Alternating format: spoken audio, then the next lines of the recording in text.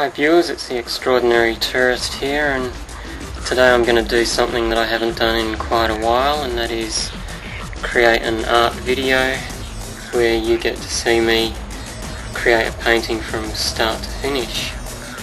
Because I haven't been painting for a while, I just thought I'd try this one flying blind.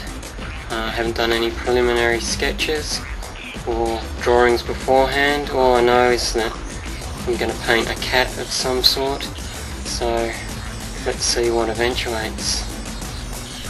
In putting this painting together, I pretty much just started with a head and then tried to develop a body around that.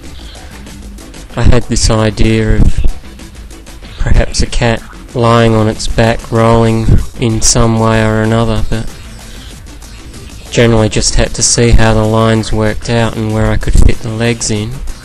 So at this point you can see I've got most of the cat's bodies there, and I decided I'd do it rolling in the grass amongst some flowers, and you can see in the top or the bottom left corner there's a flower and it's got a moth on it, one of those sort of cabbage moth things. As usual with my painting, I draw all the initial sketch in primary red, and then I start with my underpainting of primary colours, which is sort of the yellow, and then I add a bit more detail with red. Red sort of represents mid-tone areas, yellow is the highlights.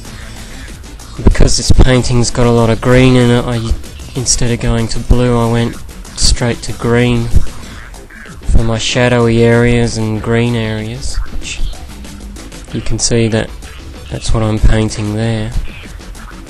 This particular painting, the background was a bit harder than usual because it was meant to look like grass, and that's not my usual background that I do. Normally I just do like a colour with a sort of yellow centre that graduates out to, say, a blue or a purple or a red or whatever. Now you can see I'm adding in my blue, which is my actual underpainting for shadows and stuff and other darker areas. And I generally paint in my messy style. I don't worry about keeping in the lines. I think I've said before, I like to keep a painting looking like a painting. Try not to outline things too much or have any really hard edges. You can see I'm sort of filling in more blue details. Now I'm adding in a lighter green for the grass. This is, if you like, my secondary top painting after doing the primary colours and base painting.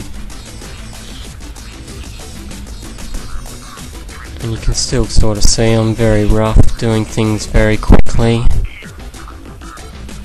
just generally staying in the areas. I'm pretty sort of scratchy with brushes too. They tend to wear out very quickly. Because of that, I don't use a lot of water. It's all straight colour and mixed straight colour. Now I'm adding in a light yellow for my flowers. And when I'm painting, I generally don't have a plan as to how I'm doing things. I don't plan every single detail with my colours. I usually work from the background to the foreground, or in this case I'm working on the grass and the flowers and leaving the cat till I've got the background pretty much complete. So you can see now I'm developing some shadow around the leaves on the stems on the flowers and defining the leaves and those kinds of things. And this painting actually took me a lot longer to do than I anticipated. Normally I can usually run through a painting sort of over 2 afternoons, but this one took me, I think it was about 3 to 4 days to get through, just because of that background. With it being different, it sort of put me off a bit, and I procrastinated a lot in getting the thing done, but once the background was finished, that kind of sped things up. You can see I'm now just adding orange for the cat. This particular cat is based on my initial cat character called Jack, who I first painted in an artwork called Happy Cat Jac. If you compared this to that artwork, you'd probably see that the cat's nose and mouth are actually a bit differently done, but apart from that, the character is pretty much generally the same, although obviously the markings and the stripes aren't going to be the same every time because I just make that up as I go along. I don't refer back to the original character.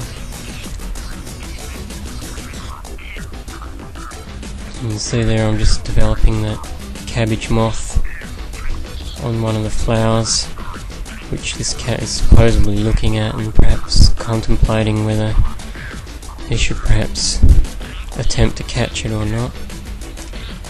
You can see once I start adding the white, the picture starts to look a lot more finished, and I generally leave the white till almost last because it fills in details like, as you can see there, the paws become more defined and I kind of fill them out and block out where I've gone over the edges with the background and all those previous bits of my painting.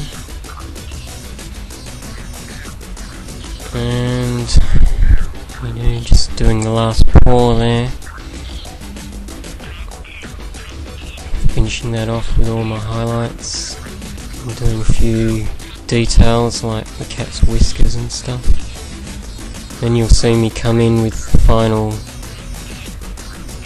black areas and just defining all the stripes and the face and the mouth. As you can see, doing the stripes there, coming around. And generally once I get the black on there, the painting's pretty much in its final stages, so it starts to look really finished.